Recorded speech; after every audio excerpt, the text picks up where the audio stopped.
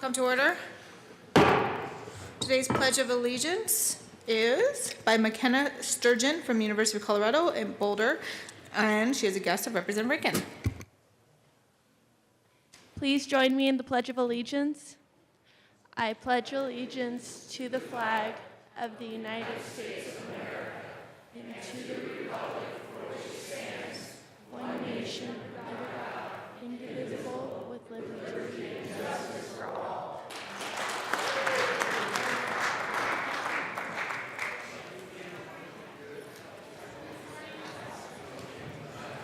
Representatives Arndt, Becker J, Becker K, Beckman, Benavides, Bridges, Buck,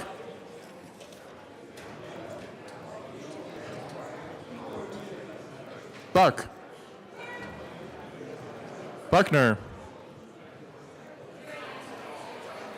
Carver, Catlin, Coleman, Covarrubias, Danielson,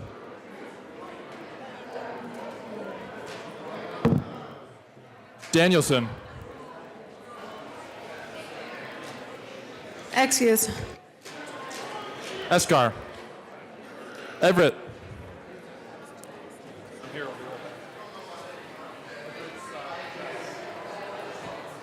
Excuse. Exum, Representative Exum,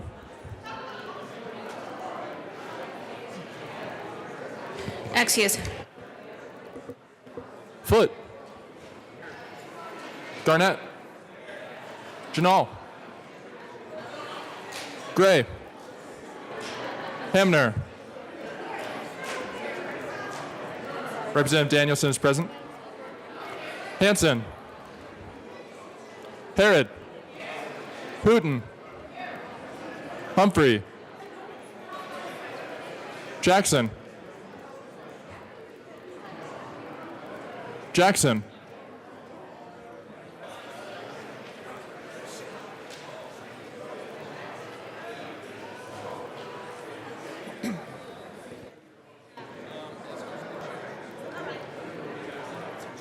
Excuse. Oh, Representative Jackson is present. Kennedy. Kraft Tharp. Landgraf. Lawrence.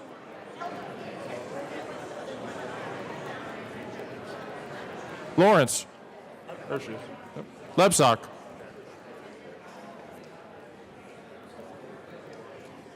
Lebsock.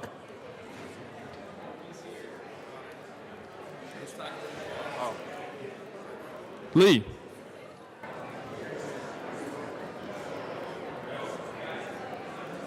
Leonard. Lewis. Liston. Lontine. Lundeen. McKean. McLaughlin. Melton. Michelson Janae. Neville. Pabon. Pedersen. Pedersen.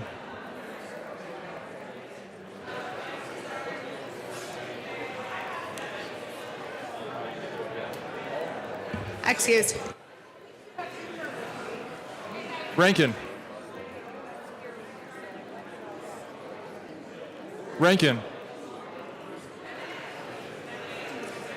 Excused. Ransom. Ryer.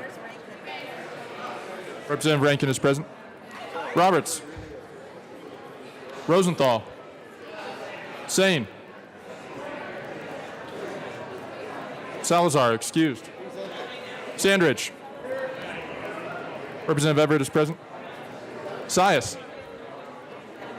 Singer. Oh, he's excused. Representative Salazar is present. Thurlow. Valdez. Van Winkle.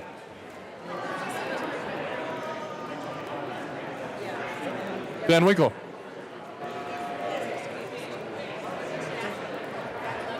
I'll go up there. Excuse. Weissman. Willett. Williams. Williams. Oh. Wilson. Winter. Wist. Young. Madam Speaker.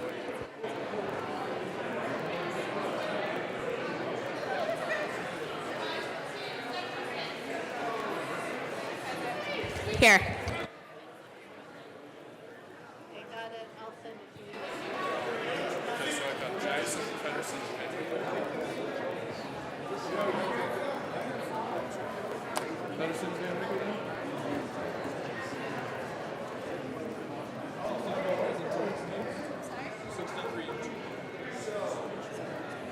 With 63 present and 2 excused, we do have a quorum. Representative McKean. Thank you very much, Madam Speaker. I have the mundane task of asking that all bills today be laid over. No, that was not it. I'm sorry. That was not the motion.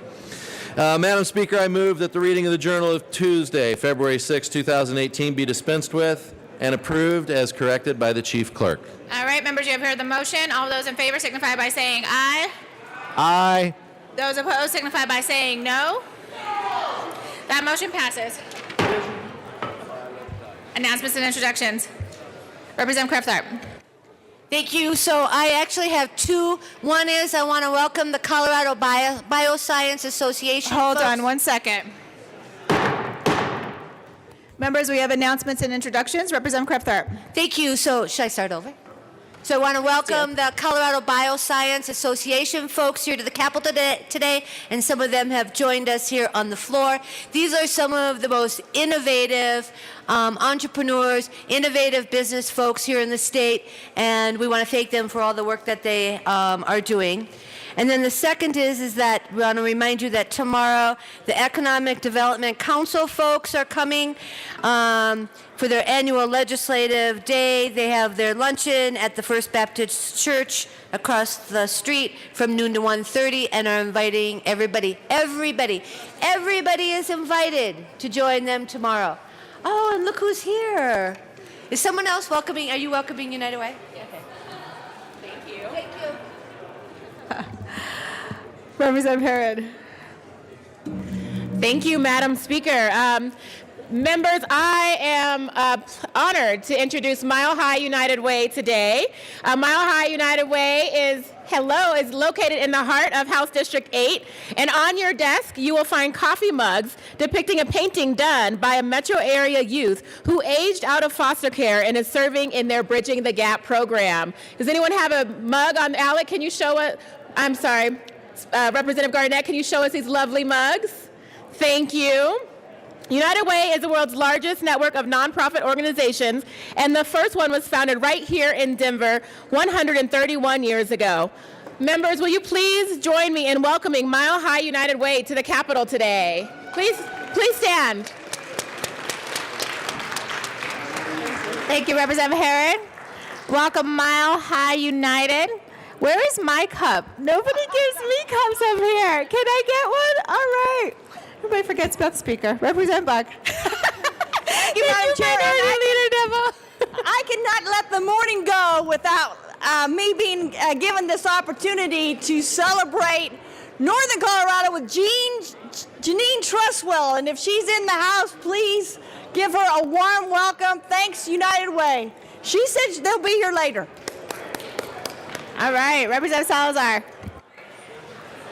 Thank you, Madam Speaker. Madam Speaker, I'd like to extend a warm welcome to our District 12 Educator Association, our Adams County teachers, as well as CARE. They're sitting right over here on the left side of me. Everyone, please welcome them.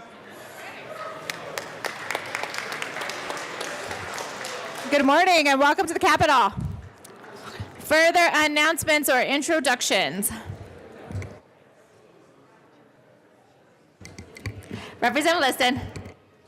Thank you, Madam Speaker. Well, members, today's good economic news, and this is really good news. I mean, you'll have to admit, yesterday, Boeing Company, you know, that little company that makes airplanes, they announced that they're giving a $9,500 bonus. I repeat, a $9,500 bonus to all of their engineers. They're going to give a $7,200 bonus to all of their machinists. This is 170,000 employees nationwide. Members, this is not crumbs. This is cake with icing on it. Let's give a shout out to Boeing and the good work and the great bonuses they're giving to all 170,000 employees.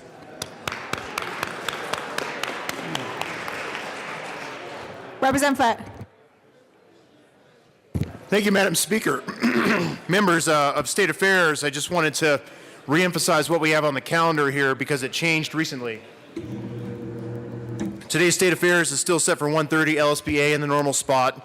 And we have House Bill 1233, that's Speaker Duran and Representative Lawrence's bill, followed by House Bill 1090, which is also Speaker Duran and Representative Ransom's bill. And House Bill 1129 follows that, Representative Lawrence's bill. House Bill 1063 by Representative Williams, and then finally House Bill 1056 by Representative Van Winkle for action only. So it goes 1233, 1090, 1129, 1063, and 1056, starting at 1:30 p.m. LSBA. Thank you. Thank you, Representative Flett. Representative Sias. Thank you, Madam Speaker. I request to be excused this Friday, February 9th. The required paperwork has been filled out and signed. Okay. You are excused. Further announcements or introductions? Representative McCain.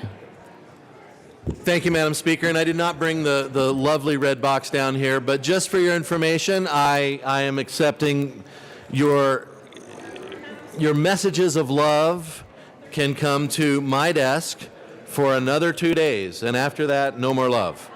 But on Friday, I will take everything up to the city of Loveland, and we'll get them stamped, and we'll get them out to all the people you want to get them to. So 2 more days. That means tomorrow and Friday morning. Thank you, Madam Speaker. Thank you. Further announcements or introductions? Further announcements or introductions? Going once, going twice. That would take us then to third reading of bills. Madam Majority Leader Becker. I'm just going to lay over. Okay. I move to lay over House Bill 1066. 1066 till tomorrow, Thursday, February. All right, seeing no objection, House Bill 1066 will be laid over. That brings us to general orders. Second reading of bills. Representative Eskar.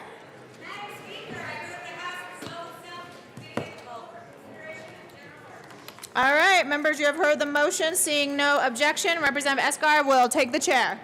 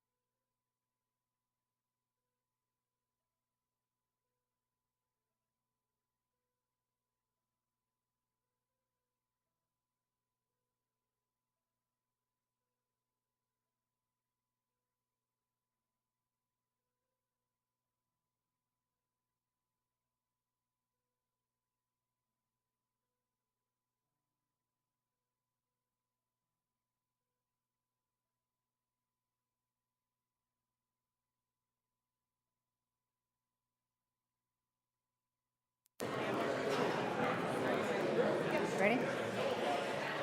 The committee will come to order. With your unanimous consent, the bills will be read by title unless there's a request for reading a bill at length. Committee amendments will not be read unless requested, as they are printed and in your bill folders.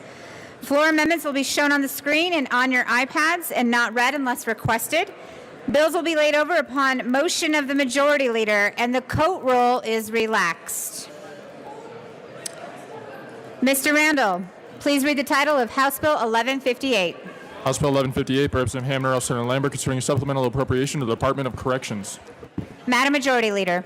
Thank you, Madam Chair. I move to lay over House Bill 1158 till after House Bill 1173. House Bill 1158 will be laid over. As requested by the Majority Leader. Mr. Randall, please read the title to House Bill 1159. House Bill 1159 by Representative Hamner, Elson, and Lambert concerning a supplemental appropriation to the Department of Education. Representative Hamner. Thank you, Madam Chair. I move House Bill 1159. House Bill 1159 has been moved. Representative Hamner. Thank you, Madam Chair. Colleagues, House Bill 1159 is the supplemental adjustment for the Department of Education. This is not in regard to school finance. That bill is at the end of the packet and will be dealt with later today. I ask for your support of House Bill 1159. Are there any other comments on House Bill 1159? Seeing none, the question before us is the passage of House Bill 1159. All those in favor, please say aye. Aye. Opposed, no.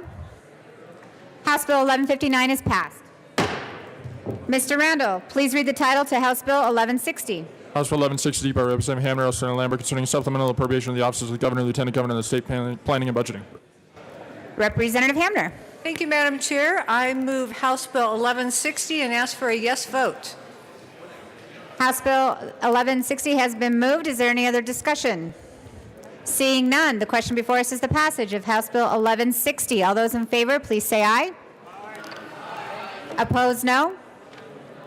The ayes have it. House Bill 1160 is passed. Mr. Randall, please read the title to House Bill 1161. House Bill 1161 by Representative Hamner, L. Senator Lambert, concerning a supplemental appropriation of the Department of Healthcare Policy and Financing. Representative Hamner. Thank you, Madam Chair. Colleagues, I move House Bill 1161 and the Appropriations Committee report. To the Appropriation Committee's report, Representative Okay. Hamner. Yes, thank you, Madam Chair. Members, in the Appropriations Committee yesterday, there were 2 technical amendments that were added to House Bill 1161. The Appropriations Committee passed those amendments, and I ask for your support of the committee report. Are there any comments on the committee report?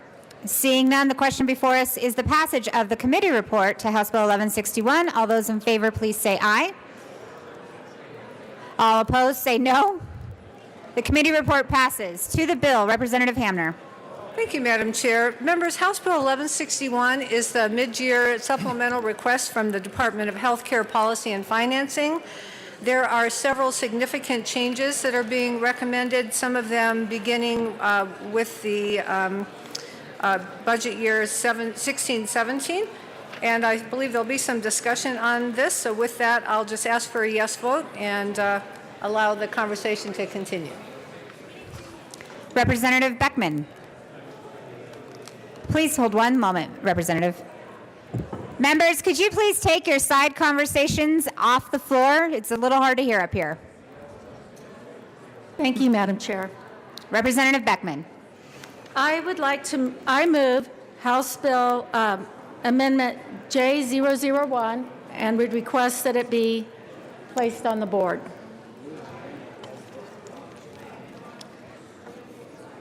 Amendment, I can't, L001? It is.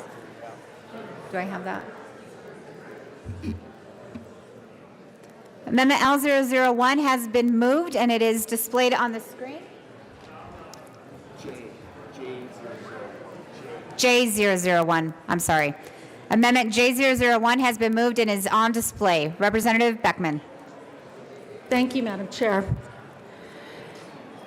This amendment meets the criteria for supplementals: an emergency act of God, a technical error, data that was not available when the original budget was passed, or an unforeseen contingency. And so it asks the body to take into consideration this amendment, that because on January of this year, the Centers for Medicare and Medicaid issued a state medical director letter providing new guidance for waiver proposals that would impose work requirements or community engagement in Medicaid as a condition of eligibility. This is new guidance from the federal government. It's going to be happening, and the discussion should be happening next year. The guidance describes the potential scope of requirement that could be approved and presents a case for how these policies promote the objectives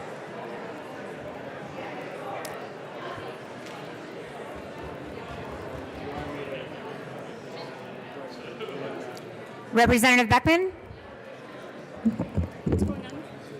I'm having people that can't hear what I'm saying. You want her to gavel? Yes. She wants you to gavel. Members, please take your side comments outside. We have a member who couldn't even hear herself talk at the well. Thank you. Representative Beckman. Thank you, Madam Chair. The guidance describes the potential scope of requirement that could be approved and presents the case on how these policies could help our residents in Colorado. The guidance invites proposals that are designed to promote better mental health, physical and emotional health. And I know all of us strive continually to try to provide that for our residents. This waiver will help us move people out of poverty and attain independence.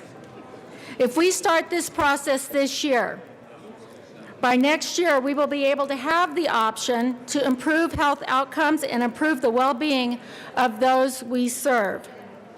This amendment requests that we prepare a waiver to implement Medicaid work requirements as many states are moving toward in the state of Colorado. I would ask for your support and an aye vote to help those most in need in Colorado and to improve their lives. Thank you. Is there any further discussion on this amendment? Representative Young. Thank you, Madam Chair. Members, I want to remind you that the purpose of supplementals is to true up our budget mid-year.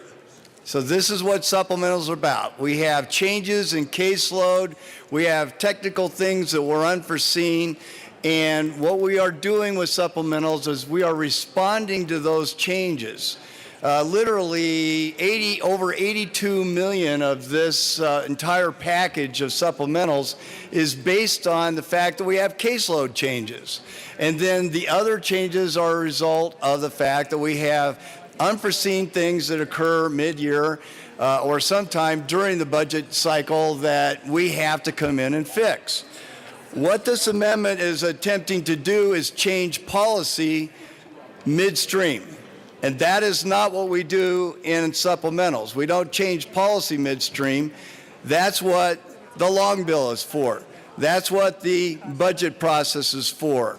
If we want to change policy around this, then we should be focusing this energy on figure setting and on the long bill as we go forward.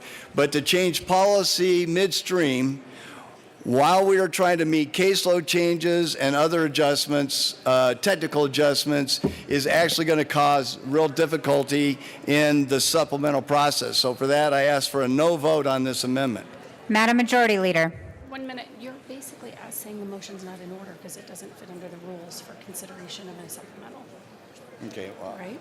I don't know what Well, those that's what rules you are. just said. Yeah. Well, is it a caseload change? Is it an emergency? Those sort of things. Is that what you're arguing? Right, I think it. Madam Majority Leader. Thank you, Madam Speaker. I ask the chair for an order a. Oh my God, I keep doing this. A ruling on the motion as if it's under order, if it's in order. I am totally stumbling. I ask the chair to make a ruling on whether the motion is in order. The House will stand in a brief recess.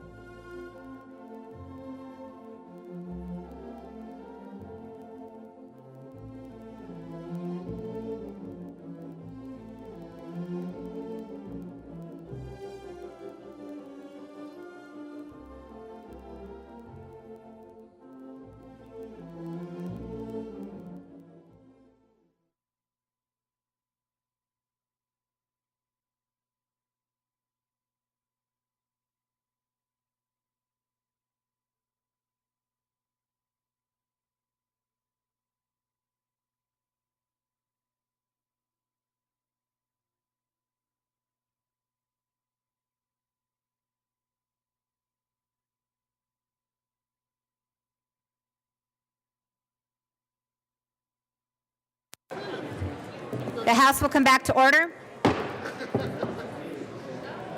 The chair rules that this motion is not in order because it's actually a policy change and it does not fit under the rules of supplemental. Madam Chair? Representative Beckman. Thank you very much for this thoughtful debate. I would ask the body to look at all the supplemental requests because we are dealing with a lot of policy changes today. Thank you. Back to the bill.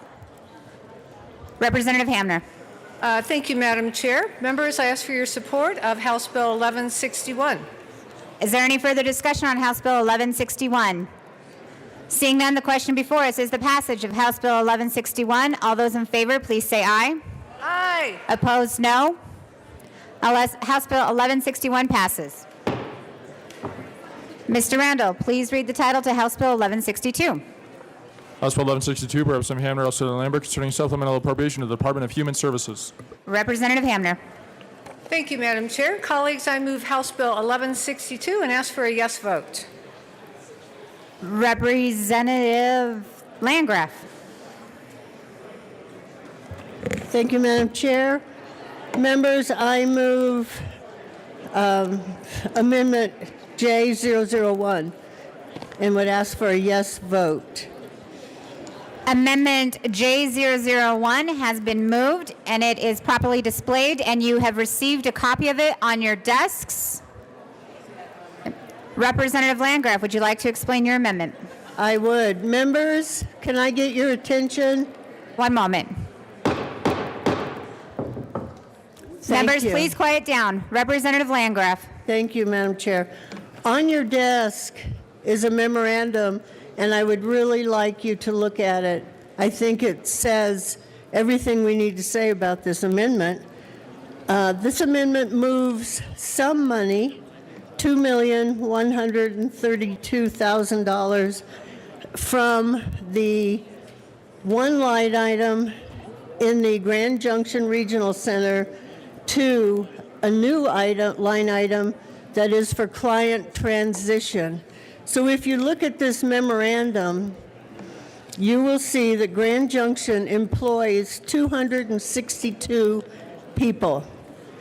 If you look at the second page, you'll see that they serve 22 in the regional center, another 64 in center home-based, community-based facilities. And then if you look at page 3, that's the information you really need to pay attention to. The per person cost, $1,130 per day.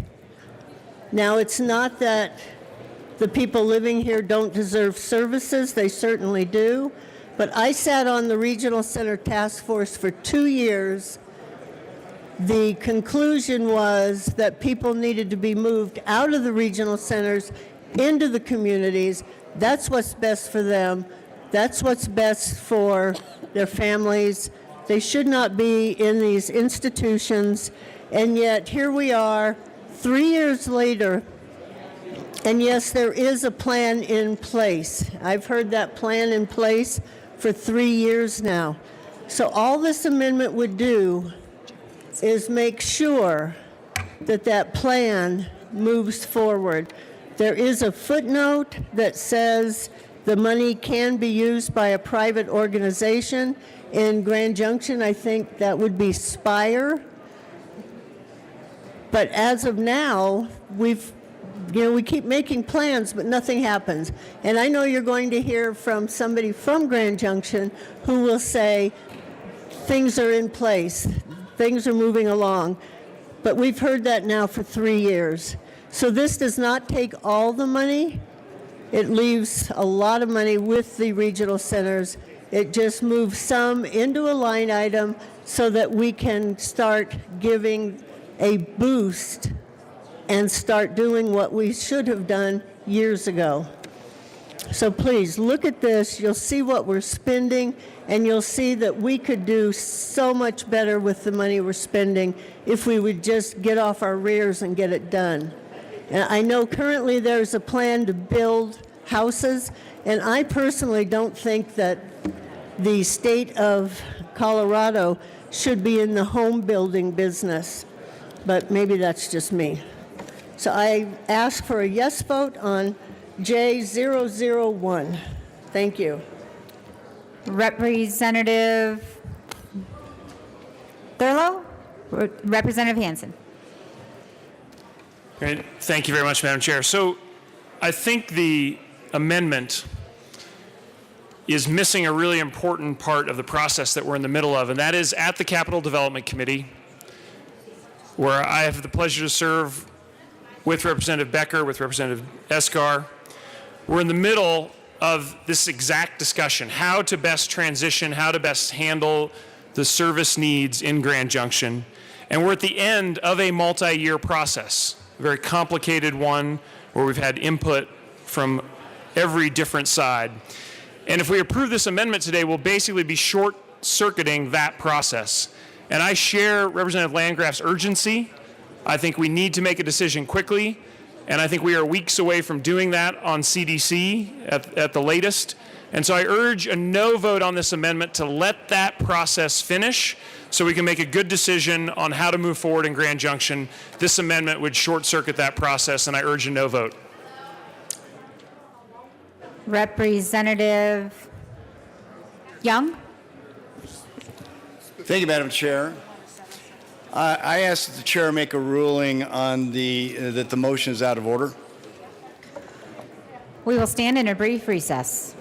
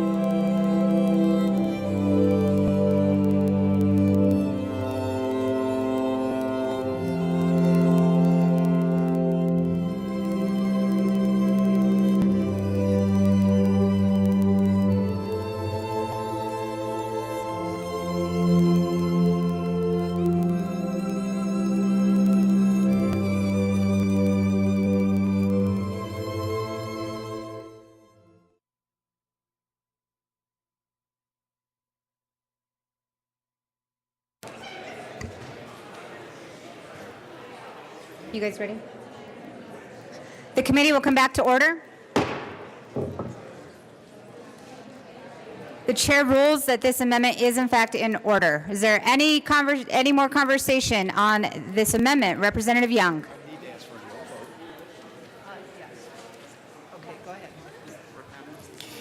Thank you, Madam Chair. Members, I ask for a no vote on this amendment for a number of reasons. There were some assertions made by my friend and colleague from Fountain that the outcomes of the Regional Center Task Force indicated that all people should be moved from the regional centers. That actually is not accurate. There were a number of recommendations, and one was that there should be adequate opportunity in the community to receive people. At this point, that capacity does not exist. And just applying money to a transition does not actually create capacity in the community. What we are doing as a result of a bill that the JBC ran 2 years ago in conjunction with CDC was to get on a plan to vacate the campus of the Grand Junction Regional Center and create a person-centered approach to move people that were there on the Regional Center campus into the community placements of their choice. There were 28 people at that point that were on the campus. Most of them have asked to be moved into the community in a plan that fits their needs in the Grand Junction region, in the Grand Junction area. There are already existing group homes there managed by the Grand Junction Regional Center, so we think we can do that. And what this amendment does is it preempts that entire process without thoughtful consideration of the needs of the people, which was first and foremost in that legislation from 2 years ago. So I don't see the unforeseen nature of this. We've been working on this for 2 years. I'm asking for your no vote so we can ensure that that process is done in a fair and equitable way with a consideration foremost of the people that are most in need of the services. So again, members, I ask for your no vote on this amendment. Representative Becker. Thank you, Madam Chair. Members, I think this amendment is thoughtful. I think after we have been speaking about this for 2 years we have been going through this process. And yes, Representative Hansen's correct. We absolutely are speaking about this on CDC. But think about sending the message that you want this done, that you want to spur this forward and get something done after 2 years, to let the people know that we are doing what they asked us to do. They asked us to go forward and fix this situation. Moving this money doesn't harm anything. It spurs us moving forward on getting something done in the Grand Junction area. I believe this is a good amendment and sends the message, obviously, to CDC to hurry up and get their work done and figure out a solution to this. And there is money there waiting for you to get that done. I would ask for an aye vote. Is there any further conversation about Amendment J001? Representative Liston. Thank you, Madam Speaker, or Madam Chairman. Members, I rise in support of J001.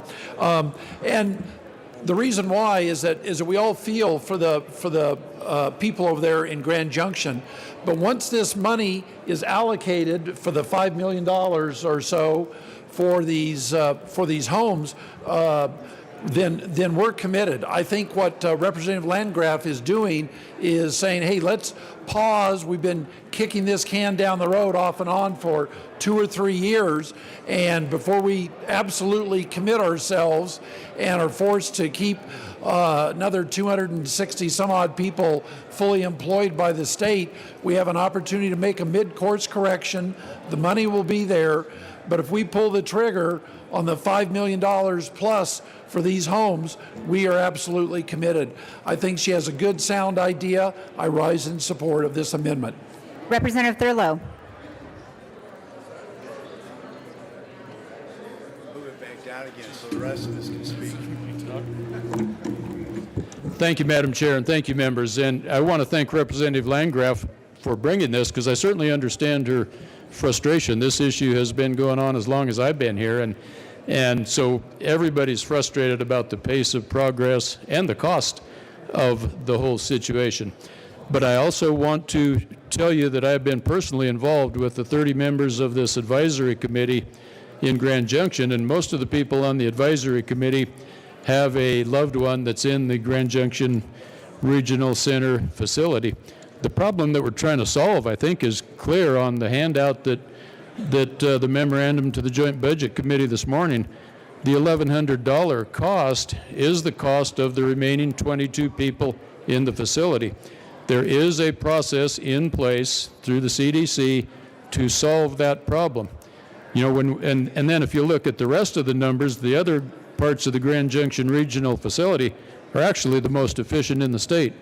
It's $640 and $660 per day compared to $800 and $750 per day. So the goal of the plan that is in place is to move the 22 people out of the regional center campus, the 22 people that are costing $1,100 a day, and get them into modern group homes. Admittedly, it's expensive too, but the unit cost for providing for them will go down over time. So I urge a no vote on the amendment. The amendment can do nothing but slow that process down that's been in place. Ask for a no vote. Is there any further discussion? Representative Willett. Thank you, Madam Chair. Members, you just heard from Representative Thurlow. He, as you might recall, has the city of Grand Junction. I have all the surrounding area of Mesa County. So this is a shared issue for us. I rise with him against the amendment. We haven't been on CDC directly, but we've attended numerous very long meetings on CDC as guests. We have attended numerous long-winded, very emotional stakeholder meetings. I'm not very happy with the way it's progressed, but it's probably the best compromise we could have reached, and the correct committees and process was followed. I think this is an ill-advised time to try to upset that process. Vote no. Thank you. Representative Catlin. Thank you, Madam Chairman. Well, I rise today to support the two representatives from the Grand Junction area. I know that they know these issues well. They probably know them better than any of us. None of us are happy with the speed at which things don't happen. But today is a good day for us to say, let's continue to move forward with this. Let's try and work on that Grand Junction area. I ask a no vote. Is there any further discussion on Amendment J001? Representative Landgraf. Thank you, Madam Chair. Members, years ago, a decision was made that people with intellectual disabilities should not be kept in an institution. And yet, here we are years later, and we still have these institutions going. And I understand these are high-need people, and I understand the parents are terrified that their kids, their adults, are going to be thrown out on the street, and there's nothing further from the truth. All this amendment would do is make a line item that could be used for the services, because even if these houses are built by the state, people need physical therapy, occupational therapy, medical care. This would provide some of those services. Please vote yes. The question before us is the passage of Amendment J001. All those in favor, please say aye. All those opposed, please say no. That amendment fails. To the bill, Representative Hamner. Thank you, Madam Chair. Colleagues, thank you for that conversation. I move House Bill 1162 and ask for a yes vote. The question before us is the passage of House Bill 1162. All those in favor, please say aye. Opposed, no. The ayes have it. House Bill 1162 is passed.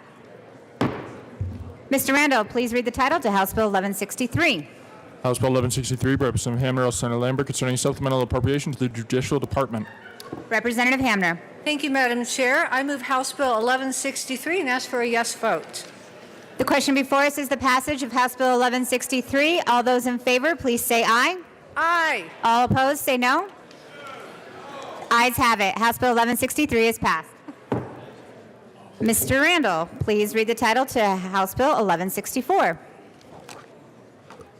House Bill 1164 by Representative Hamner, Al Senator Lambert, concerning a supplemental appropriation to the Department of Personnel. Representative Hamner. Thank you, Madam Chair. I move House Bill 1164 and ask for a yes vote. The question before us is the passage of House Bill 1164. All those in favor, please say aye. Aye. Opposed, no. The ayes have it. House Bill 1164 passes.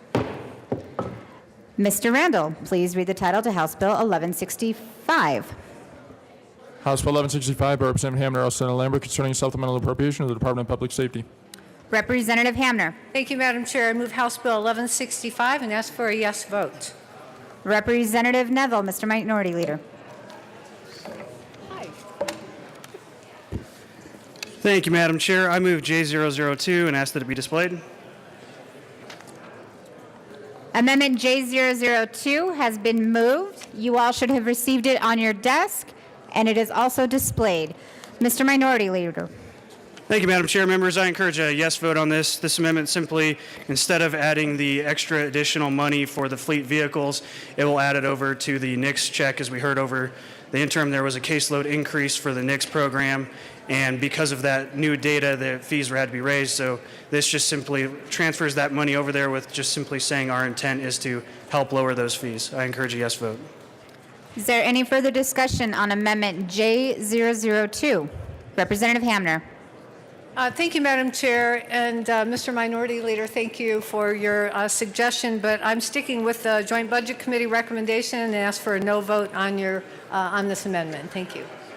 Is there any further discussions on Amendment J002?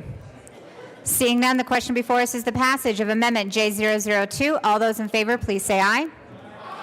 All those opposed, please say no. No! The noes have it. That amendment fails. Back to the bill. Representative Hamner. Thank you, Madam Chair. Again, I renew my commitment and ask for your vote for House Bill 1165. The question before us is the passage of House Bill 1165.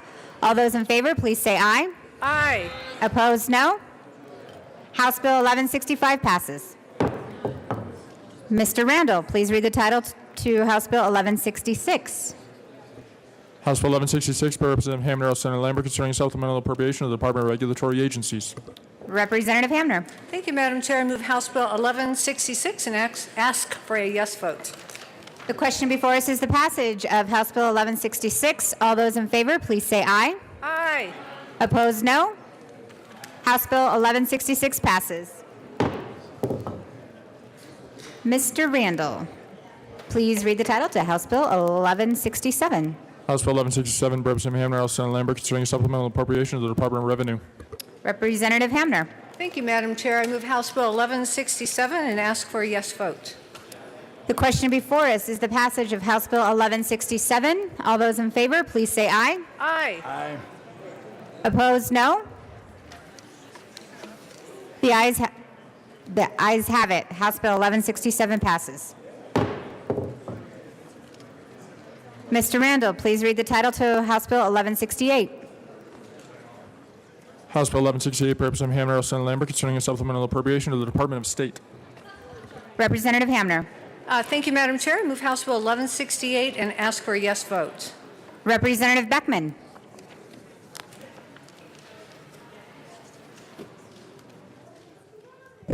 Thank you, Madam Chair. This amendment, I would ask to pass.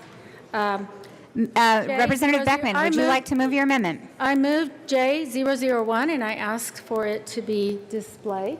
One moment, please.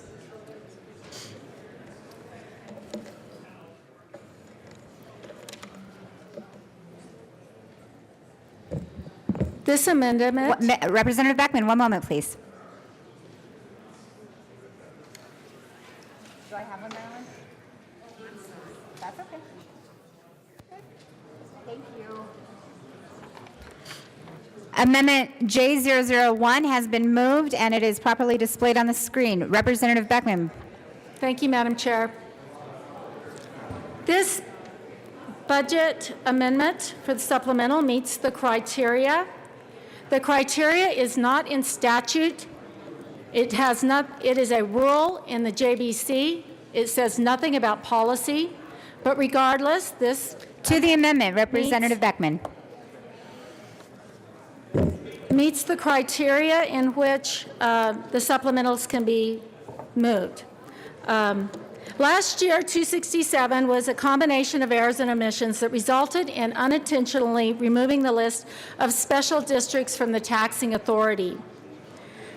We need to be totally transparent in the error and in finding solutions. Each of these districts were formed by voters, and we must honor the expectations, the needs of those districts by correcting and funding the mistakes that we have made.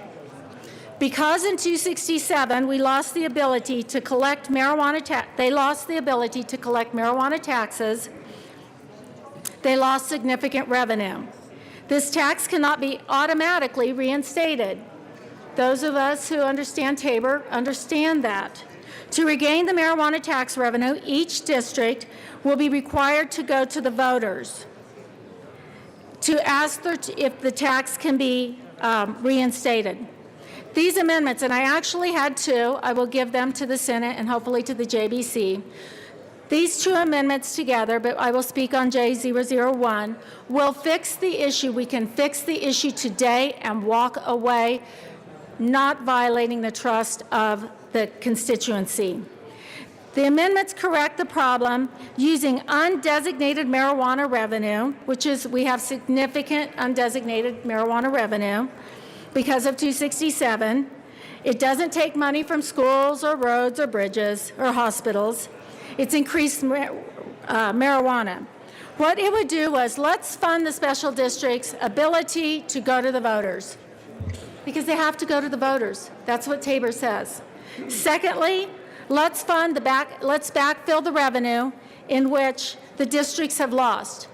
For about $10 million, we can be done. We can do the right thing. We can backfill the districts. We can help them go to the voters for the next year. So those of you who have districts, any of the manipulations of trying to fix 267 doesn't give you back money. These amendments do. Let's take responsibility and fix the problem without causing more lawsuits and conflicts. $10 million, that'll do it today. We could vote on this amendment and we could fix it. We cannot allow for Tabor manipulations at the expense of taxpayers. I'm asking my fellow legislators to think about doing the right thing, the transparent thing, and let's make sure that we earn the public's trust. This is a way that, either way on 267, taxpayers were going to pay. With this amendment, they don't pay twice. I would ask for a yes vote.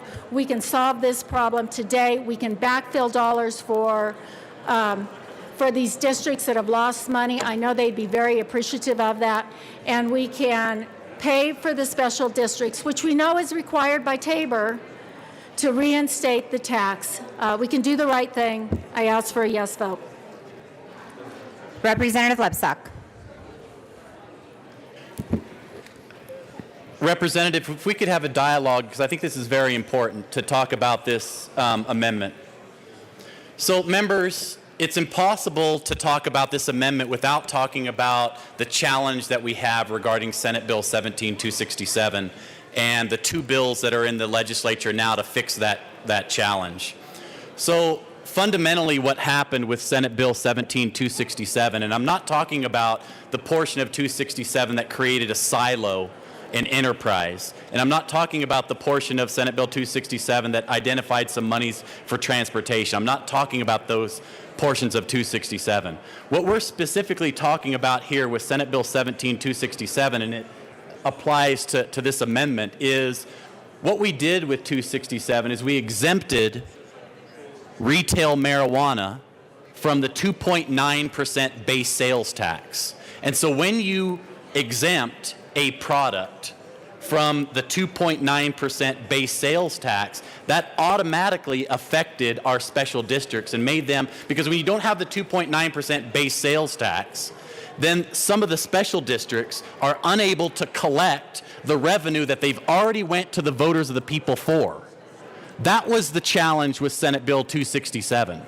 right? So we increased Proposition AA, allowed us to increase the special sales tax on marijuana from 10% to 15% on one side.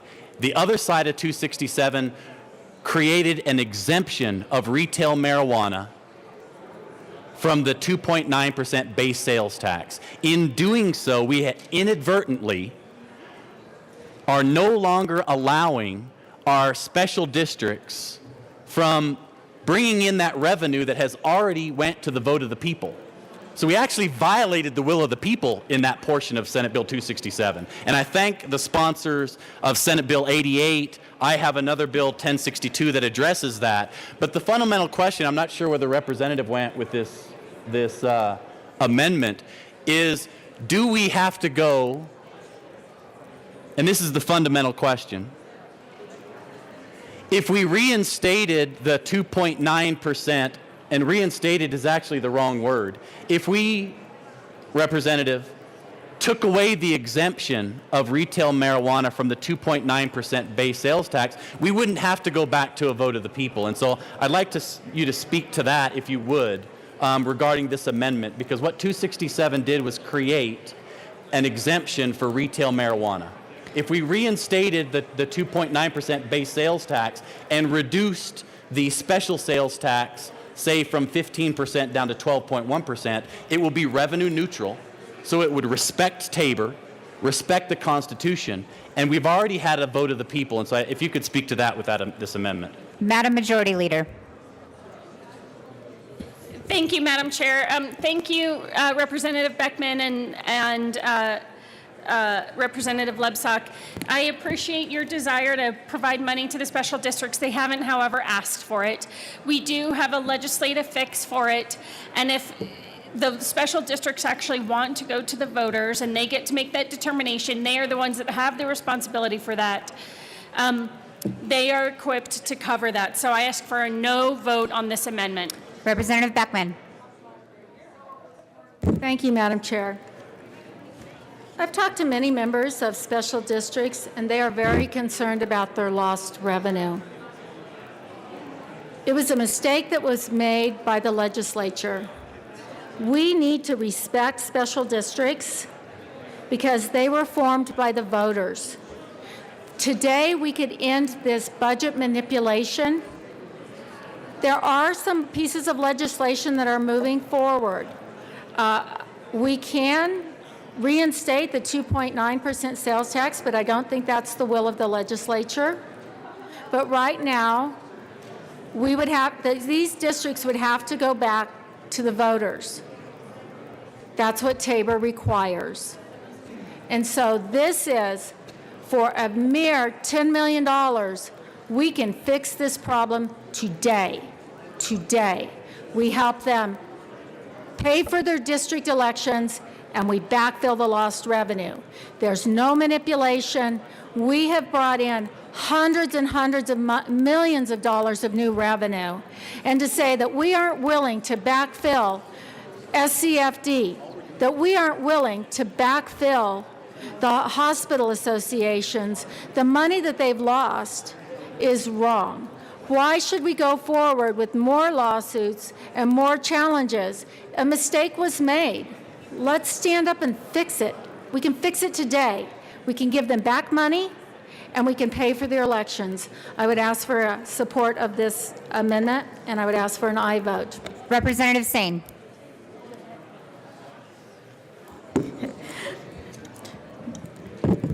Thank you, Madam Chair. I would also stand in support of this amendment. There's very few times we actually come in contact with a theory called Occam's razor, what's simplest is best. And this is a great simple fix that we can get done today. We don't have to have more hearings. This is something that our special districts have asked for, and it respects Tabor. And for those of you who love red pandas, listen up.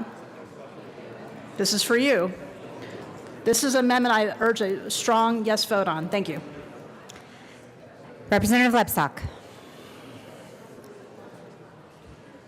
And with all due respect to the representative, because I really appreciate this amendment, I really do. The purpose of the amendment and the intent of the amendment is to make the special districts whole And I respect that portion of this amendment, and I support that. However, members, the portion of this amendment that I do not support is there's a different way to go about it.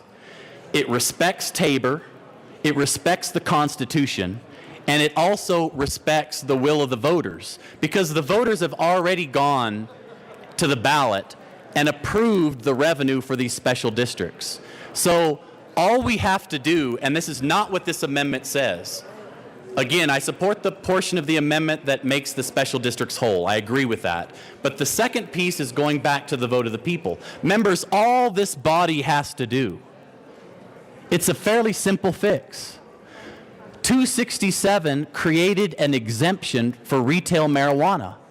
All we have to do is say, we're not going to have a special carve-out. We're going to reduce taxes on the state special sales tax from 15% down to 12.1%.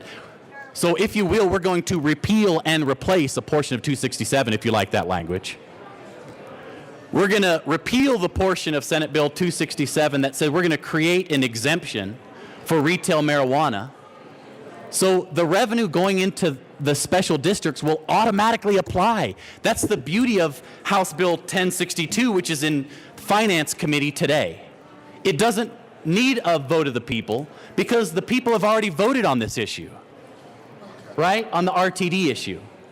But we have to respect Tabor and we have to respect the Constitution.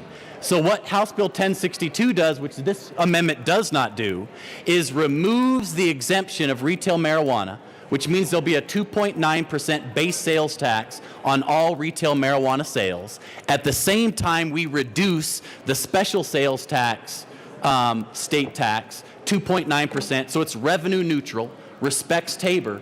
That's the fix for 267. Members, I want to thank the sponsor of this amendment for her diligence in wanting to make the RTD and other special districts whole. But the second portion of this amendment I do not support. There's a way to fix this without asking for a second vote of the people. I'm going to respect the will of the voters and vote no on this amendment. Question before us is the passage of Amendment J001. Representative Singh.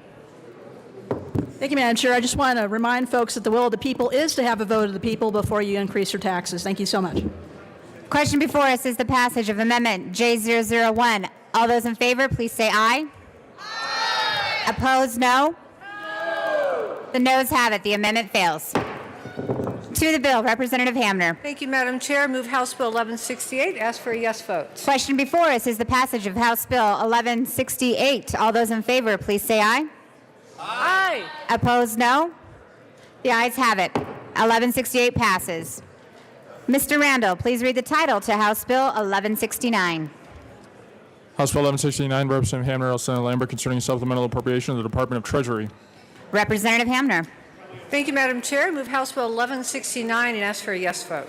Question before us is the passage of House Bill 1169. All those in favor, please say aye. Aye. Opposed, no? Ayes have it. House Bill 1169 passes. Mr. Randall, please read the title to House Bill 1170.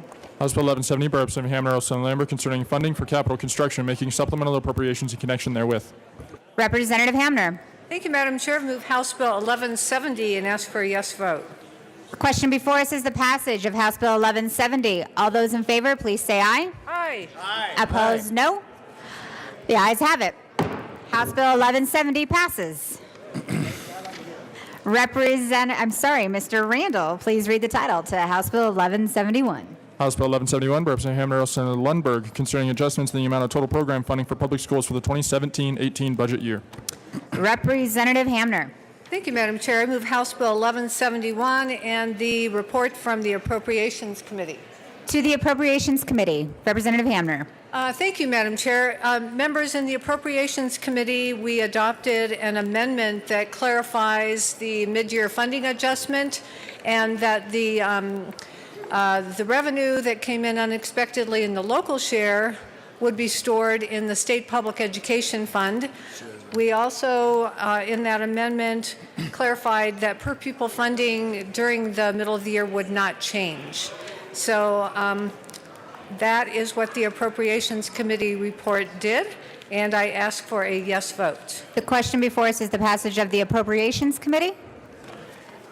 Is there any discussion on the Appropriations Committee? Representative Pedersen. Thank you, Madam Chair. I move J003 and ask that it be displayed. Amendment J003 has been moved. Let's wait for it to get displayed, Representative Pedersen. You all should all have received it on your desk as well.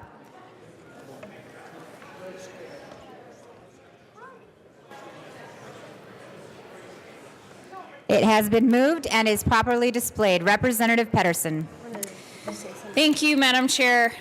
Members, I'm going to do these three things. our K-12 system is significantly underfunded, and right now we have the opportunity to ensure that with the reduction in the per pupil count, that our school districts are actually able to benefit from the increased funding and that they're not cut in the middle of the year.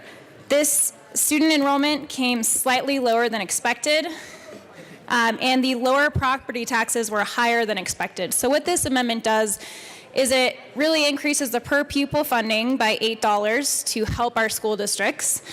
And it also pulls money from the state public school fund to ensure that the money is going to be used for our public school system. This will be going to the state education fund for the $96.9 million. I'm sorry, I had several people with their hands up before you all had your hands up, but go ahead. Representative Bridges. Thank you, Madam Chair. Thank you, and thank you for calling on me ahead of that line. I apologize to jump there. This amendment ensures that funds allocated for public schools are spent on public schools. This is not complicated, folks. The actual funded pupil count is lower than anticipated in the original fiscal year 17-18 appropriation. The original appropriation assumed a total statewide funded pupil count of 865,934.9. The actual count is 865,016.9, a decrease of 918, 0.1% below the anticipated count, resulting in $12.9 million that was budgeted for education and now can be used to buy down the BS factor, also known as the negative factor, as I like to call it, the unconstitutional factor. JBC staff recommended a current year supplemental of 12.9 to buy down the factor. That's a staff recommendation. This money was for education. This money should stay for education. Representative McLaughlin. Thank you, Madam Chair. Our children, our students, are poised to be community and business leaders in Colorado, and we owe it not only to them, but to the future of our great state to build a public school system that lives up to the changing needs of our state and global economy. Colorado is experiencing growth at an unprecedented level. Our school buildings are being pushed beyond maximum capacity. We need additional funding, not only for academics, but to address the growing social and emotional needs present in our schools. Last year's National Principal of the Year is right here in Colorado, Tom Dodd of Lesher Middle School in Fort Collins. He has only 2 full-time school counselors for over 700 students. Imagine what a great school leader like Tom could do with additional support. We have a growing educator shortage crisis. Educators in suburban and rural districts that don't make enough salary to even meet the cost of living. In many rural districts, they are losing teachers to the local mall where they can make more money. Representative Rankin. So, last year, if you recall, we changed the title. We no longer have a negative factor. We have a BS factor, budget stabilization factor. And that's quoted at being in the neighborhood of $800 million. It doesn't exist, members. There's no such thing as that negative factor. In fact, if you take the school formula, School Finance Act, and you add to that local mill levy overrides, we currently are putting more tax money into our education system than Amendment 23 requires. There is no negative factor. There's an equity issue. because those local mill levy overrides are heavily concentrated on districts that have high asset value. Districts that have low asset value are not paying their teachers as much, they're not funding their schools properly, and that's the problem. There is no negative factor. There is no need to put more money, another $13 million, against that formula, which is inequitable to many of our students. I personally will never vote for another penny into the so-called negative factor until we fix the equity issue. And we're working on a bill to do that. We're going to come to you with some issue on that. This amendment just puts $13 million of general fund money, because that money is fungible, into the so-called negative factor, which doesn't exist. I hear all these arguments about school funding. I go to a lot of schools. I mean, I have visited maybe 100 schools and talked to the CFO and the budget director. Some are doing very, very well, and some are not doing well at all, and it's because of the equity of funding.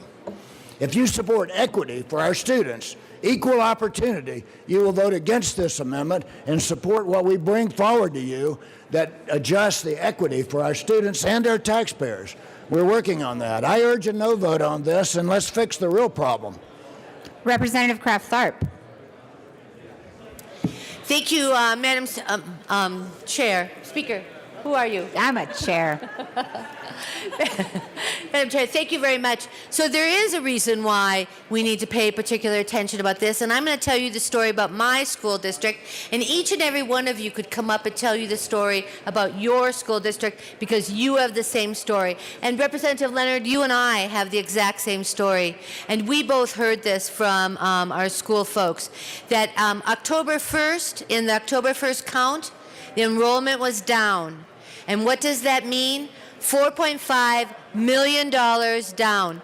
And so our natural question to them was, where will you make the cuts to be able to recoup that $4.5 million? But they cannot. There's no place that you can cut those expenses, because all those kids, right? All those kids do not come from one classroom. They're spread out. Move over. They're spread out all over the district. That's why this is important, that we need to be able to invest and help with our school districts every single day. Thank you. Representative Pedersen. Thank you, Madam Chair. And Representative Rankin, I really appreciate your concern about the fundamental inequities that we absolutely need to deal with. But if all of us wait to not act until our system is fundamentally where it needs to be, we would not be able to pass anything in this chamber. This is about moving the ball forward for our kids and funding our schools at a much more adequate level. These are local mill levies that were approved to fund our schools. They are coming through our General Assembly, and our districts deserve that money back. Our constituents voted for that. Representative Everett. Thank you, Madam Chair. Why did it get so quiet all of a sudden in the chamber? A couple issues. I think, Representative Rankin brought up some very good points about how there is inequity. Some school districts are doing well and some school districts are not doing well. Let's take Jefferson County, which I do share with Representative Leonard and Representative Kraft-Tharp. And, the counties do put out something called a county annual financial report. So you occasionally see, you hear, where can we cut? And then you look at sort of, if you can actually read numbers in finance, to where you see a bloated, top-heavy administrative burden that you see in Jeffco, where they maybe have about 12,000 employees and only 4,000 are teachers, where they make the biggest direct impact. So when I hear that some of the larger districts cannot find the money to at least funnel that into the classrooms, I think that's untrue. However, there are smaller rural districts, let's say in Representative Wilson's district, to where there is an equity funding. I think this really brings up a bigger issue as to how we fund schools here in the state of Colorado, which is some problem that we need to solve. I don't think this amendment's the answer. I urge a no vote. Representative Garnett. Thank you, Madam Chair, and thank you to the GBC members for all their work on the supplementals, and thank you to the sponsor of this amendment for bringing it forward. Members, this is a really important amendment. This amendment moves this money into the state education fund. This was the recommendation of the JBC staff. This was the recommendation that was proposed in JBC. And when this issue came up in appropriations, we had a big debate, and the debate of why keep the money in the state public education fund is because it's more fungible. And I think that is the key point. If you don't support this amendment, then you want this money to be fungible. If you don't support this amendment, then you are saying that the taxpayers who paid this money to go towards education, to go towards their local districts, we're going to go against the taxpayer and against the intent of why they pay these property taxes. And we want it to go into a more fungible account that has less protections that can be moved into other areas. So if you don't support this amendment, then you are going against the taxpayers in your district. You're going against the taxpayers' intent for why they gave the state these funds. And that's a very, very important point. These funds should not be fungible. Representative Rankin. So if you do support this amendment, what you're really voting for is to put $13 million into the school finance formula. Makes almost no difference. It's about a $7 billion budget. So you're voting to continue the inequitable distribution of money. The actual number is $8 per student. This $13 million would add $8 per student. Our recommendation, the Joint Budget Committee's recommendation to you, is to keep the same average per pupil funding that the schools are currently budgeted for in this year. So we're not taking money away from the current budgets. We're keeping the same average per pupil funding instead of, as this amendment would ask you to do, adding $8 to the students. And you're continuing the tradition of a very, very bad distribution system. Representative Bridges. Thank you, Madam Chair. We do not adequately fund education in Colorado. We do not adequately fund education in Colorado. This amendment protects $12.9 million that we had allocated to education. And there are folks who want to take that money and make it fungible. I have lists here from teachers in my district and across the state that outline money they have spent out of pocket for things like supplies, training. Here we go. We've got books, school supplies, clothes, socks. This teacher spent $1,500 of her own money. This teacher spent $700. This teacher spent $700. This teacher spent $5,817 of their own money to help these kids that we are not adequately funding. This is $12.9 million that is allocated for our schools. It is $12.9 million that should stay allocated for our schools. Thank you. Representative Wilson. Thank you, Madam Chair. And Representative Bridges, just so you'll know, that really hasn't changed a whole lot. Back in, I know this is going to shock you, 1967 when I started teaching, we were still doing it. That hasn't changed. That won't change, not in my lifetime. Representative Rankin, where'd you go? There you are. I've got a question for you. You're talking about the inequitable system of distribution of school funding. That's the School Finance Act of 1994. So I'm not thinking in my lifetime, nor probably yours, that that formula is going to change significantly. So what do we do? Just hang on to the dollars and wait for the Lord to distribute those? How will we do that? Representative Rankin. I'm actually not talking about the inequity of the formula. I'm talking about the inequity created by local mill levy overrides, which the total of which is about $1.2 billion. Over the last several years, local districts can run an election and they can add a local mill levy and they get to keep it. That's fine if you're Aspen. That's one I often point to.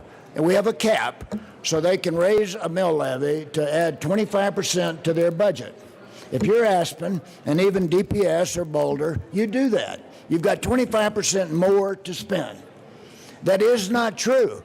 If you have a low asset value per pupil, as in the San Luis Valley Center, you can't do that. You can raise 100 mills and it won't generate any money.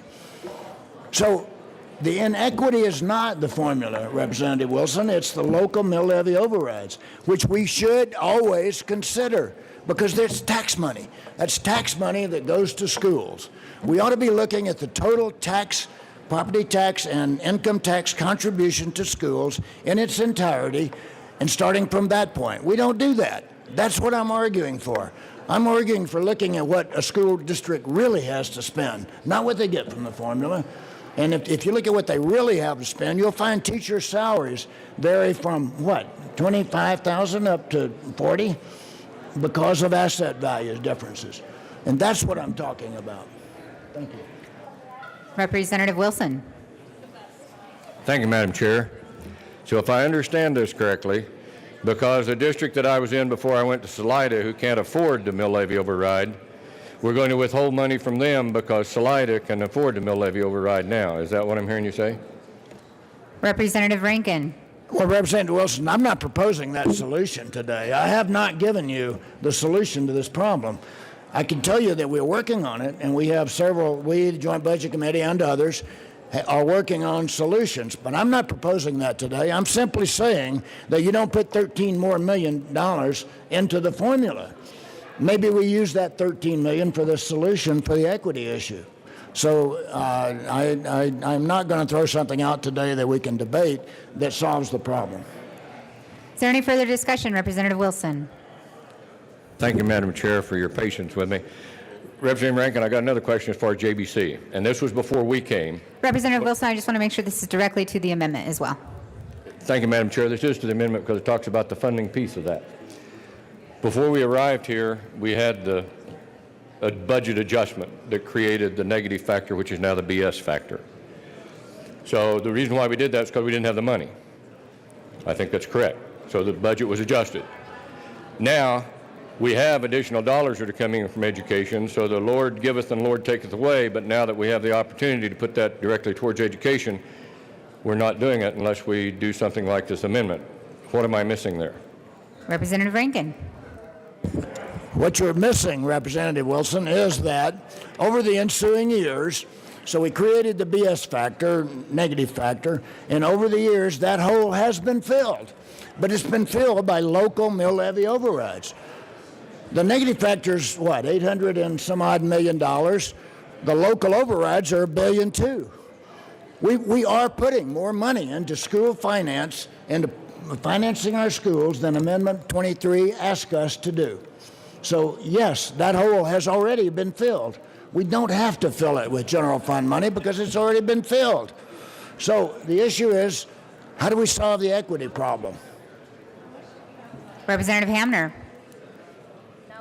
Thank you, Madam Chair. And colleagues, this is a really interesting discussion. I just want to express my commitment to working with Representative Rankin and others in dealing with the inequity in our school finance distribution method. I also want to let all of you know that this amendment is something that I advocated for on the Joint Budget Committee when we were dealing with this situation. I advocated for keeping the money in the school finance formula that was recommended to us from the department and also from our Joint Budget Committee staff, and also to store the excess revenue from the local share in the state education fund. But as you know, the Joint Budget Committee is about compromise, and my opinion and my argument didn't prevail among the Joint Budget Committee as a team. So basically what this amendment does is it supports the position that I advocated for as a member of the Joint Budget Committee. But having said that, I'm a no vote on the amendment because I stick with the decisions that are made by the Joint Budget Committee. So I just want you to know that as if that clears anything up for anybody. But what this amendment does do is it keeps the funding that we had already anticipated to keep in our schools in this current budget year, and it stores the local share piece of about $100 million in the state education fund. So there it is. Thank you. Members, the question before us is the passage of Amendment J003 to the Appropriations Committee report. All those in favor, please say aye. Aye. Opposed, no? The ayes have it. The amendment passes. Back to the Appropriations Committee report. Representative Hamner. Thank you, Madam Chair. I ask for your support of the Appropriations Committee report on House Bill 1171. Question before us is the passage of the Appropriations Committee report to House Bill 1171 as amended. All those in favor, please say aye. Aye. Oops. That struck the committee report. One moment.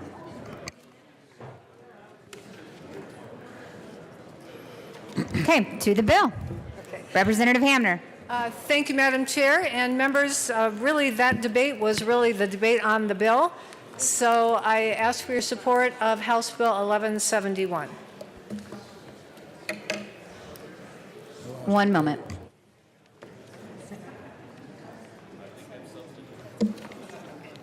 Can I have your last page, man, fell off? Oh. I have to do it. Support me on that.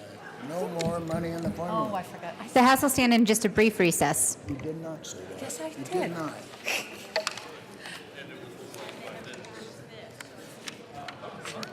I get to move on.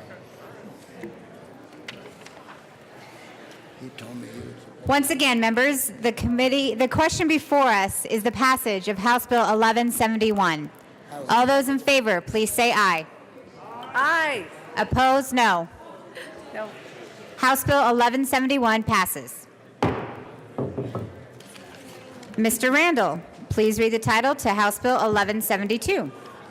I'm sorry, Madam Majority Leader. Thank you, Madam Chair. I move to lay over House Bill 1172 till tomorrow, February 8th. That's a proper motion. Upon request of the Majority Leader, House Bill 1172 will be laid over. Mr. Randall, please read the title to House Bill 1173. House Bill 1173 by Representative Rankin, also Senator Lambert, concerning supplemental transfer of money from the General Fund of the Information Technology Capital Account of the Capital Construction Fund for the 2017-18 state fiscal year. Representative Rankin. Thank you, Madam Chair. I move House Bill 181173. Question before us is the passage of House Bill 1173. All those in favor, please say aye. Aye. Opposed, no. House Bill 1173 passes.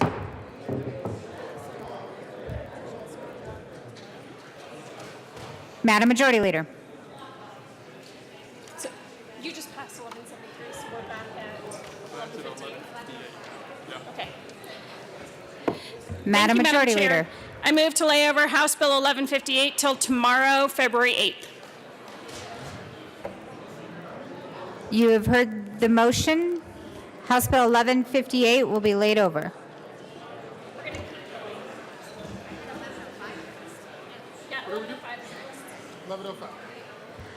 Mr. Randall, please read the title to House Bill 1105. House Bill 1105 by Representatives Liston and Melton, also Senator Tate, concerning the unlicensed sale of vehicles. Representative Liston. Thank you, Madam Chairman. Madam Chairman, I move House Bill 181105, and there is no committee report. To the bill. Thank you. Members, what this 1105 does is, we heard it in the Business Affairs and Labor Committee. It deals with curb stoning. It addressed last year, through the good work of Representative Melton, we heard a bill about curb stoning. This really just fixed his great bill that we voted on. Does two things. It addressed some of the missing language regarding where the fines are to be deposited, and it also clarified the statute with regard to power sports vehicles. I would urge a powerful voom, voom, zoom on this bill. Representative Melton. Thank you, Madam Chair. And yes, it is true, I do make mistakes too. In my bill, we weren't clear about how the fines from this was going to be divided between law enforcement and other funds that help prevent unlicensed car sales. And with this, we really do want to make sure that those funds from that great bill last year are getting distributed well. And so with that, I would ask for an aye vote. Is there any further discussion on House Bill 1105? Seeing none, the question before us is the passage of House Bill 1105. All those in favor, please say aye. Aye. Opposed, no. House Bill 1105 passes. Tracy. Mr. Randall, please read the title to House Bill 1071. Madam Majority Leader. Madam Majority Leader. Thank you, Madam Chair. I move to lay over House Bill 1071 till tomorrow, February 8th. At the request of the Majority Leader, House Bill 1071 will be laid over. Mr. Randall, please read the title to House Bill 1041. House Bill 1041 by Representative Catlin concerning adding certified police working horses to the crime of cruelty to a service animal or a certified police working dog. Representative Catlin. Thank you, Madam Chair. Today it's my pleasure to, Representative Catlin, would you like to move your bill? that's in the process. Oh, I'm so sorry. I move House Bill 1041 on second reading. To the bill, Representative Catlin. Thank you, Madam Chair. This is a bill that came from my district. What we're trying to do is to move police horses under the canine bill, or canine law that was passed a number of years ago. So we took the wording out from animal cruelty and moved it over underneath the canine bill so that they're treated the same way as canine are in the state of Colorado. The reason for this bill is that these animals that I'm talking about, particularly the ones that I personally know, were saved from the BLM. They weren't sent to the canning factory or to those places where we waste life. They were then bucked out and tamed down in the Canyon City facility to where they became a working animal, then were assigned to the police force or the sheriff's office in Cortez, Colorado, and the officers were assigned to them. They are amazing animals. They deserve our support. They deserve our protection. And I would ask for an aye vote. Representative Garnett. Thank you, Madam Chair. And I just wanted to come down in full support of House Bill 1041 and really compliment the sponsor for his hard work on this issue. I'm an animal lover, and the bill itself is a great one, but I also just wanted to compliment the sponsor on all the hard work you put in. You went to judiciary and you got a unanimous vote out of judiciary. I certainly have never done that. That is not an easy task. So congratulations, and I'm excited to support this bill. Representative Wilson. Thank you, Madam Chair. Two items. First of all, when Representative Catlin mentioned that the horses were sent to Canyon City, what some of you probably don't realize is the Department of Corrections runs the Colorado Correctional Industries operation there, and that is part of CCI Industries that break those horses and make them serviceable. So I just thought I'd put that plug in.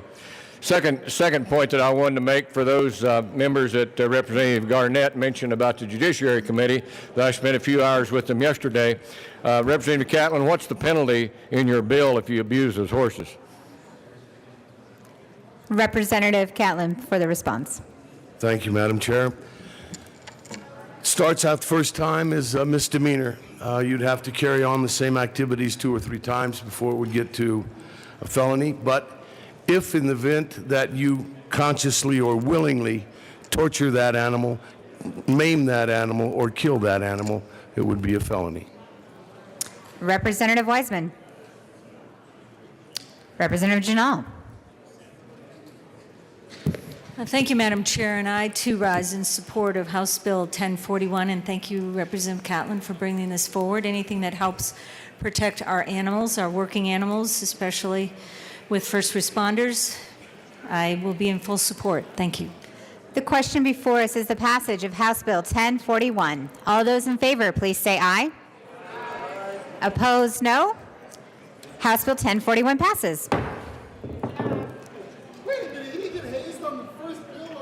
Mr. Randall, please read the title to House Bill 1050. House Bill 1050 by Representative Singer, all Senator Fields, concerning competency to proceed for juveniles involved in the juvenile justice system. Representative Singer. Thank you, Madam Chair. I move House Bill 1050 in the committee report from Judiciary. To the Judiciary Committee report, Thank Representative you, Singer. Thank you, Madam Chair. The Judiciary Committee made one amendment to this bill to align this with adult statute declaring that developmental disability age is up to 22, and I ask for an aye. Is there any further discussion on the Judiciary Committee report? Seeing none, the question before us is the passage of the Judiciary Committee report to House Bill 1050. All those in favor, please say aye. Opposed, no. The committee report passes. To the bill, Representative Singer. Thank you, Madam Chair, and Representative Young for voting on the committee report. With that, I renew my motion for House Bill 1050. This is where DAs and defense attorneys got together. They agreed on something after 3 years of hard work through an interim committee on mental health disorders in the criminal justice system. Adults and kids need some parity in the way that we deal with criminal justice, and this is one further step in the competency rules. With that, I ask for an aye vote and express my thanks to the interim committee and the task force that put in years of effort on this. The question before us is the passage of House Bill 1050. All those in favor, please say aye. Aye. Opposed, no. House Bill 1050 passes. Madam Majority Leader. Thank you, Madam Chair. I move to lay over the balance of the calendar till tomorrow, February 8th. Oh, Madam Majority Leader. so you can. At the request of the Majority Leader, the rest of the calendar will be laid over until tomorrow. Madam Majority Leader. Thank you, Madam Chair. I move that we rise and report. You have heard the motion. Seeing no objection, the committee will rise and report.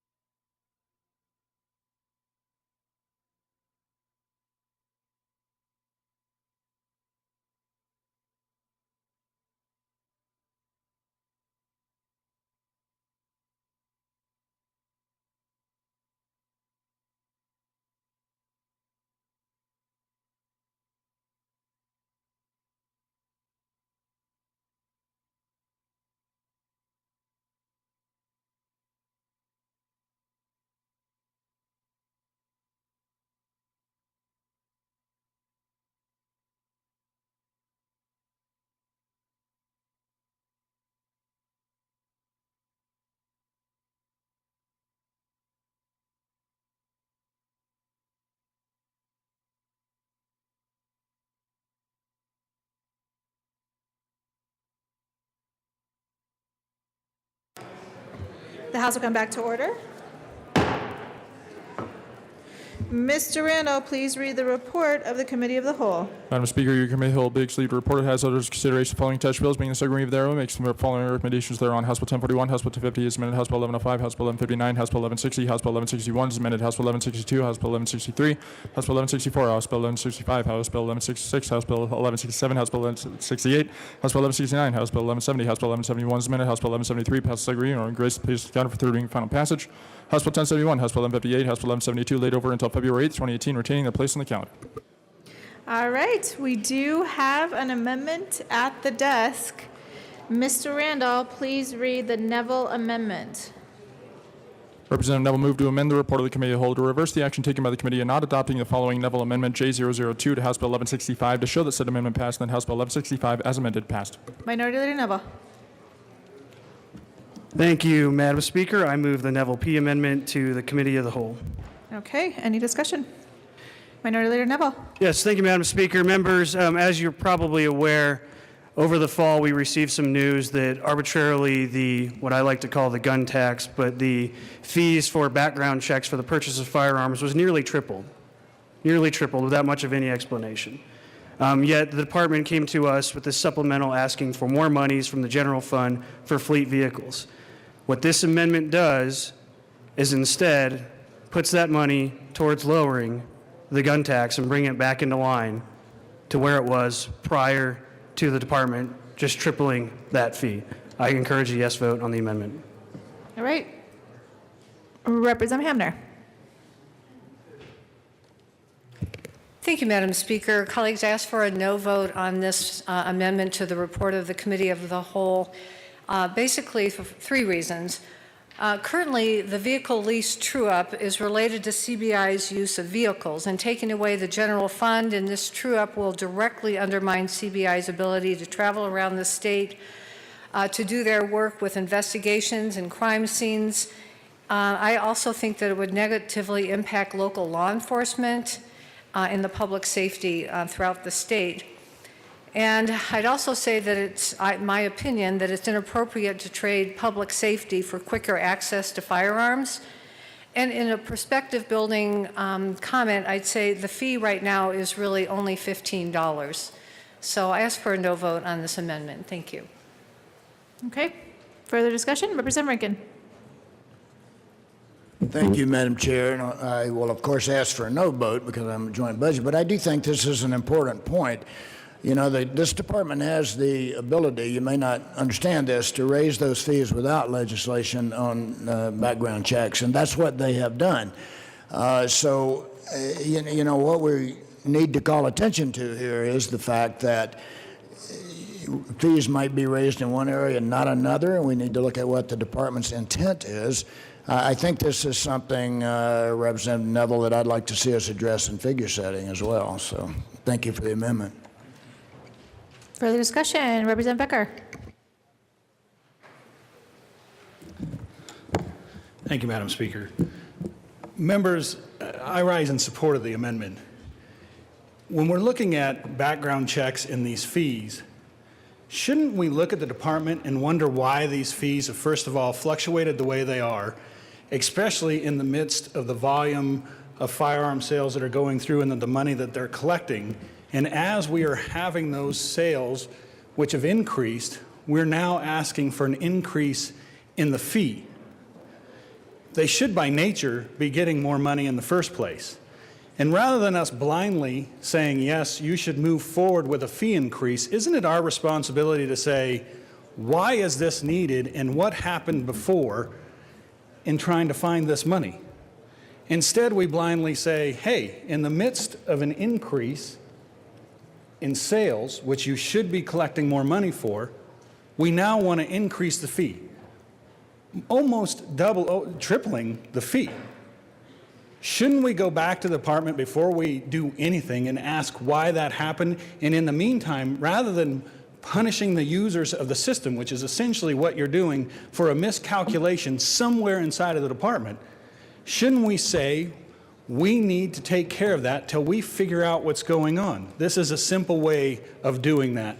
We can revisit once we have all the information. I'd ask for an aye vote. Representative Wilson. Thank you, Madam Speaker.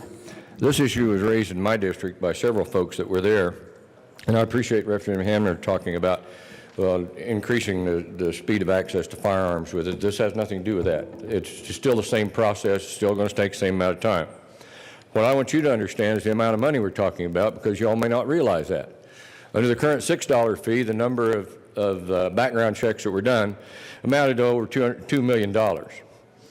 This is an increase of over $3 million in that fee. So we're talking more than doubling that amount of money.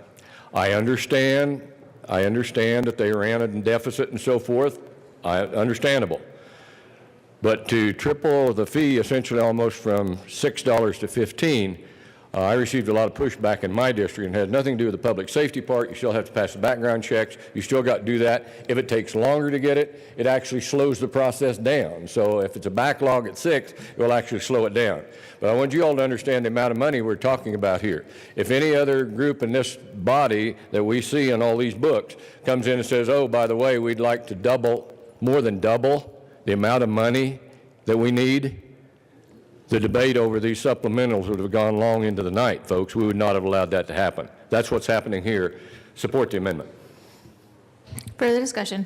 Representative Willett. Thank you, Madam Speaker. Really quickly, folks, we're talking about a constitutional right here, and although background checks are certainly okay and should be done, the question is, should people have to pay money for a constitutional right? I think there's a pretty good argument they shouldn't. We don't have to reach that conclusion, but what we should say is this amendment's a good amendment. Let's keep those fees to an absolute minimal intrusion upon constitutional rights. Vote yes on this, please. Further discussion. Representative Singh. Thank you, Madam Speaker. I heard a comment that, $15 doesn't seem like a lot, but it's still a regressive tax for those who can least afford it. So your single mom who is trying to buy something to protect herself, and every dollar matters, it does matter. So I urge a yes vote on the P. Neville amendment. Representative Hamner. Thank you, Madam Speaker and colleagues. Again, I renew my ask for a no vote on this amendment. The way that the department funds this program is through the fees, and if we're not collecting the fees, then they start slowing down on their ability to process the applications, and actually would slow down the process for people to be able to get their background check completed. So in support of the department, they recognize that they should have done a more gradual increase of the fees, but they didn't. And this increase in fees is really to help them cover their costs and keep the cost of the program within that cash fund and expedite the background checks in an expeditious fashion. So I ask for a no vote on the amendment. Question before us is the passage of the Neville Amendment. Mr. Randall, please open the machine, and members, please proceed to vote.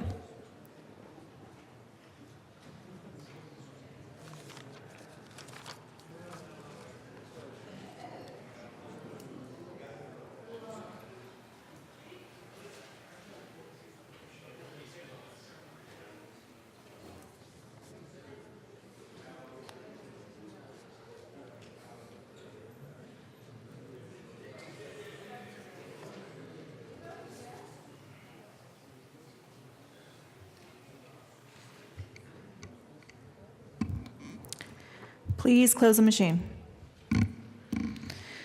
With 31 yes votes, 34 no votes, the Neville Amendment is lost. All right, there are no further amendments at the desk. We are voting on the passage of the report of the Committee of the Whole. Mr. Randall, please open the machine, and members, please proceed to vote.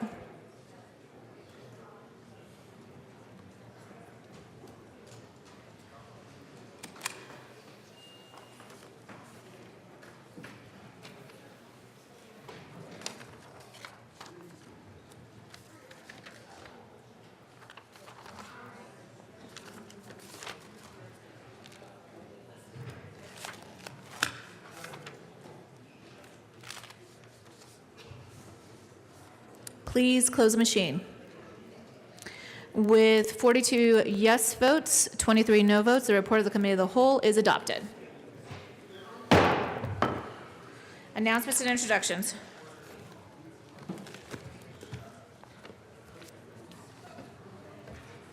Any announcements or introductions? Representative Catlin, I saw you first. Thank you, Madam Speaker. I just wanted to announce, and I didn't get an opportunity prior to this. Jane Ritter helped write the bill that I presented this morning, and I wanted to just say publicly thank you. She helped me a lot. She helped me with some of the arguments that were brought to me. I just wanted to mention her personally. Thank you. Further announcements or introductions? Representative Winter. Thank you, Madam Speaker. House Transportation and Energy, we have a committee meeting at 1:30. We are changing the order of the bills. We are going to hear 1080 first, then 1098, and then have a sunset review. See you at 1:30. Further announcements or introductions? Assistant Majority Leader Garnett. Thank you, Madam Speaker. Members, today the Colorado Association of Realtors is having their legislative reception. It starts at 4:30 tonight at the Brown Palace. Don't miss it. It's a great reception. And then there's a luncheon tomorrow with a keynote speaker who's going to talk about the marijuana industry and the real estate industry and how they converge. And it's pretty interesting stuff. You guys can't miss it. Representative Mark. Thank you, Madam Speaker. Members, House Ag, Livestock and Natural Resources will meet immediately upon adjournment in 271 for a joint Ag Committee. Please don't delay and go straight over there. Thank you. Further announcements or introductions? Representative Foot. Thank you, Madam Speaker. Just a reminder about state affairs this afternoon because the calendar had changed over the last couple of days. We're meeting at 1:30 as usual. LSBA with the bills being House Bill 1233, House Bill 1090, House Bill 1129, House Bill 1063, and then finally House Bill 1056 for action only. Thank you. Representative Winkle.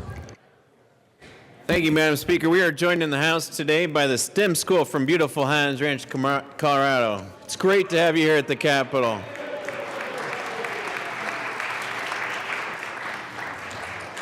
Representative Michelson-Janae. Thank you so much, Madam Speaker, and good morning, colleagues. Please join us tomorrow, February 8th, from 7:30 to 8:30 for the annual Colorado School Nutrition Association Legislative Breakfast. Meet and celebrate Colorado practitioners working hard every day to feed our students, and actually they worked very hard over the summer to help us craft a bill that met the needs of even more students to fuel their minds to ensure success throughout the school day. Come enjoy coffee and snacks, meet school nutritionists, and learn more about how you can support Colorado's kids. Activities will be held outside the old Supreme Court chambers. Thank you. All right, further announcements or introductions? Representative Pedersen. Thank you, Madam Speaker. Members on the House Education Committee, just a reminder that we pulled our bill off and we are not meeting today, but get ready for a lot of work to come. And also at 12 o'clock on the first floor of the State Capitol, United Way is here if you want to go and join them to hear about their legislative agenda. Representative Pabon. Thank you, Madam Speaker. Members of the House Finance Committee, we will be meeting in 15 minutes in LSBA. 15 minutes, that's 11:20 a.m. in LSBA. Further announcements or introductions? Going once, going twice. Seeing no further announcements or introductions, Madam Majority Leader Becker. Thank you, Madam Speaker. I move that the House stand in recess till 1 o'clock today. All right. Seeing no objection, the House will stand in recess until 1 p.m. today.